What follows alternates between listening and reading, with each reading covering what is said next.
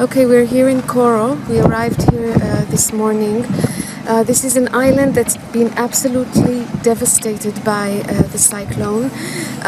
We went through villages and it's almost there's nothing left. You have people that are living in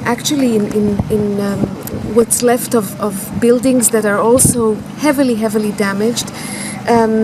A lot of debris all over the place, and it's mixed debris. We've had a briefing, and there are a lot of concerns, certainly about water and sanitation, about health. There's been quite a number of injuries. We're standing here outside the makeshift hospital.